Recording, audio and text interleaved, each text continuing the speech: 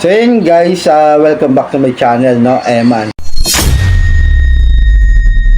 So ito yung ating bagong channel, no, kasi nagkaroon ng problema yung isang channel natin. Although okay pa siya, pero naisip ko gumawa na ng panibago, no. So dito may perfect natin yung mga gagawin natin, no, kaysa do sa main channel natin is noon kasi marami tayong hindi pa alam about sa YT, no. So ngayon ito na at bagong channel na natin. So sa ngayon guys, ang topic natin dito guys, ito yung pala sa hindi nakakaalam, yung gamit nating action cam, no? So papakita ko sa inyo guys at yung best settings na ginagamit ko dito sa action cam natin, no? So ang action cam natin ito ay ito guys, ayan, yung Ausec S60 TR, no?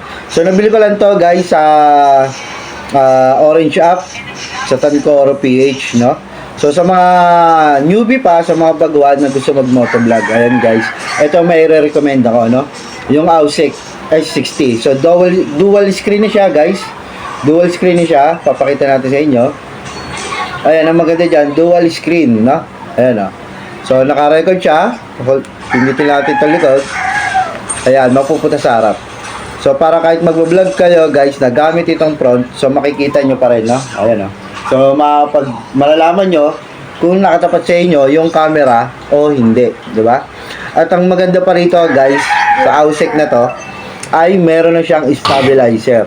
So para ka nang gumamit ng mga high quality na na action cam, no? So yun ang maganda rito guys. At murang-mura lang to sa Orange app.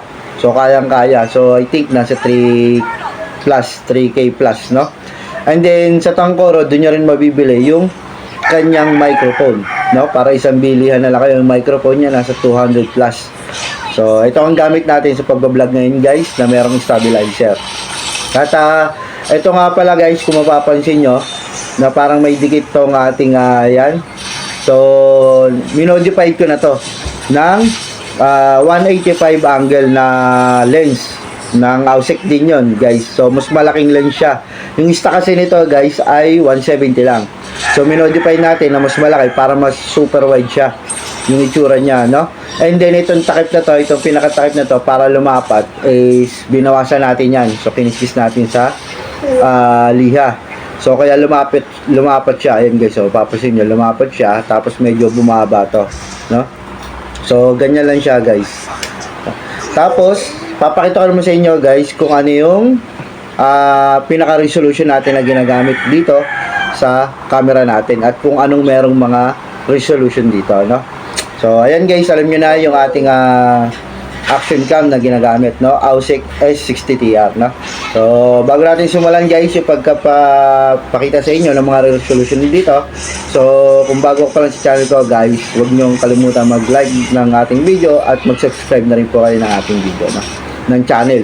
Ayan, so tara guys, silipin natin kung anong meron dito sa loob, kung anong resolution ang meron ang Ausec S60 TR, no? Para sa ating pagmamotovlog. So ito na nga guys, ayan, oh, ito yung ating Ausec S60 TR. So 4K siya, Ultra HD, dual screen. Yan, dual screen yan. Tapos may naka-modified na 185 angle. So ayan, at comment lang kayo dyan guys kung gusto nyong malaman kung paano natin pinalitan itong ating lens na para maging super wide. So sa ngayon, titingnan natin ang loob nito, yung pinaka best settings nating camera na ginagamit ko, no? So ayan, kung makikita nyo guys, dual screen.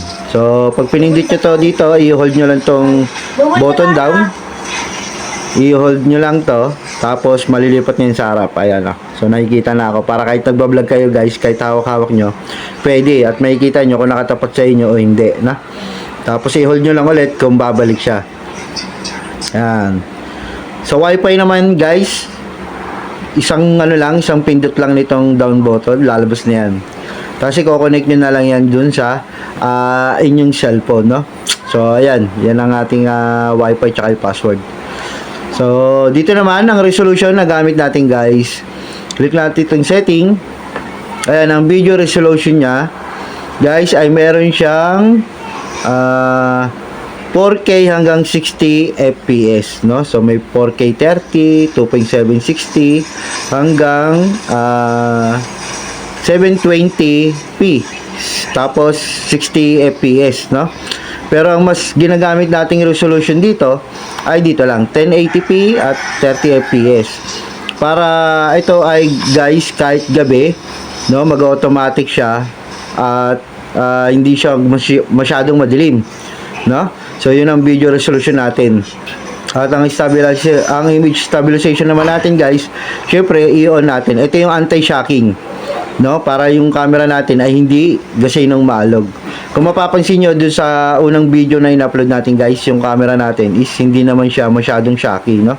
So i-on natin yan. Yung voice record, ito guys, kailangan mai-on nyo rin para kahit naka-microphone kayo, kung naka-off yan, hindi mare-record ang inyong boses, no? Or naka-built-in na mic, na microphone, hindi mare-record pag naka-off. So kailangan naka-on yan yung voice record.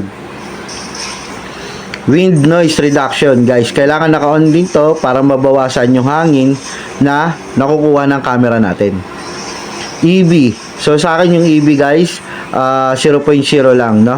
Ito yung para maging yung mas matingkad ang kulay. So ganun, sa akin 0.0 para matimbang. Metering natin guys ay multi. Para mas malawak yung kuha niya kaysa naman center nakatutok lang sa gitna, ay multi tayo para lahatan na, no? Yan, date stamp. So hindi na natin lalagyan to guys para pagdating sa editing hindi na tayo magbubura pa ng mga date, no? So off lang natin yan.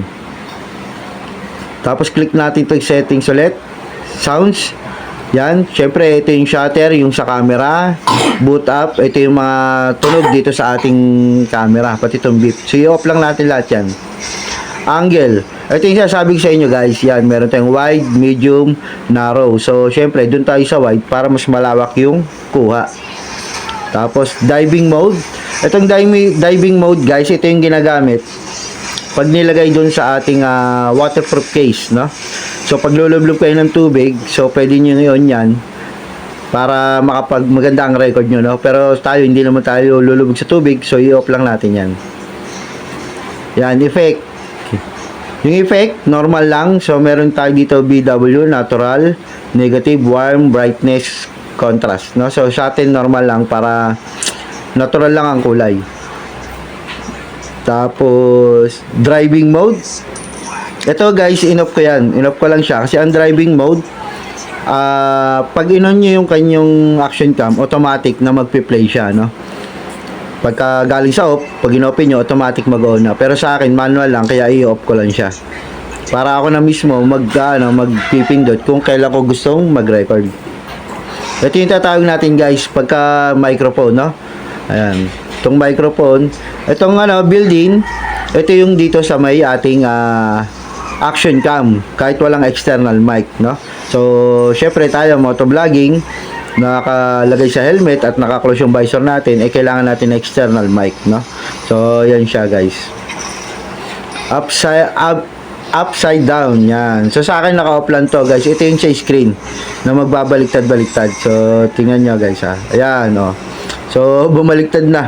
Ano? So, sa akin, in-off ko lang yan para lang yan.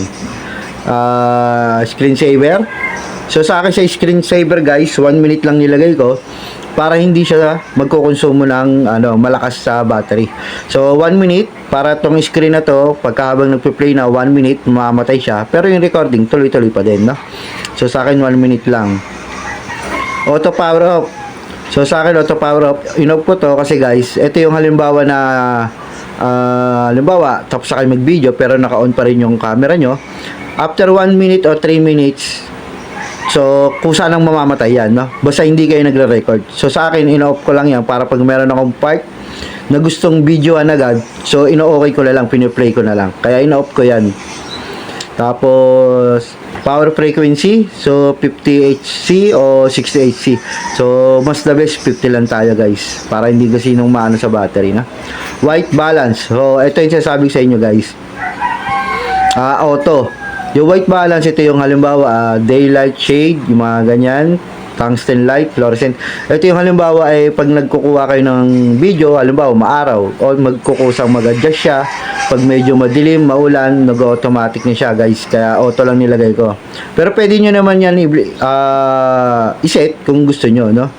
Eh sa akin, para kahit hanggang gabi, automatic na siya na nag-a-adjust. Wala na tayong ibang pipindutin. Tuloy-tuloy lang pagkuha natin. Ito yung date and time. Ito yung sasabi ko guys kanina na pwede nyo iset to. Pero sa akin hindi ko na sineset kasi hindi ko naman siya nilalagay sa action cam. Para pagdating na editing is madalian lang. So language, syempre English tayo. Format card, ito yung format card guys. Ito yung memory card na ipo-format nyo, no? Na mawawala lahat ng record nyo. So, huwag nyo nang galawin yan guys na format card na yan. Tsaka itong system naman guys, pag pinindot nyo yan, mare-reset lahat ng sinetup nyo dito sa action cam. So, huwag nyo nang gagalawin. So, yun lang siya guys. At dito mapapansin nyo guys, ayan o, sa taas merong nakalagay na microphone. Yan yung external microphone guys ha.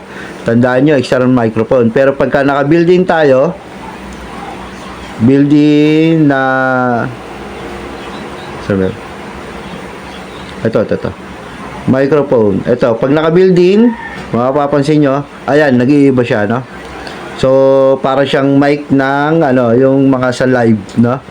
So, ayan. Pero, syempre, dun tayo sa microphone kasi dun tayo tawag ito, nakaset at nakalagay sa ating helmet, no?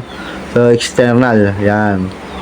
Tapos, dito guys, malalaman nyo, wala yung anti-shocking, So, doon natin ilalagay yan para meron siyang stabilization. Ayun, naka-off siya. So, ilalagay natin sa on. Yan, kung makikita nyo, pag meron ganyan, so, naka-anti-shocking siya, no? So, meron pa yan dito guys, pindutin nyo lang dito yung menu, ayan, mode, yan. Para meron pang isang settings dito. Ayan, ito yung camera guys ha. Pero kung papansin nyo yung camera niya is may bilog. So para mawala ang bilog niyan, magandang kuha niya guys, pindutin nyo lang tong magnifying glass sa gilid. Papansin nyo, may plus tsaka minus. Ayan, may plus tsaka minus. So para mawala yan, magandang kuha nyo, pindutin nyo lang yung plus. Ayan. So maganda na, no? So, naka-zoom siya. Pero huwag nyo kakalimutan na ibalik sa dati, guys. Kasi pag nilipat nyo dun sa, sa camera, sa may video, is naka-zoom siya, no? So, ayan. Ito pa, guys. Ito, makikita yung playback. Yun yung sa ating record, no? Tapos, video setup. Ito yung kanina na ginagawa natin. Photo setup. Nandyan din. So, yun lang, guys. So, ang pinaka-resolution natin dito ay ayan, normal, tapos 1080p, 30 fps. Tapos naka wind reduction tayo, wind noise reduction, naka stabilization tayo at external microphone. Ayan.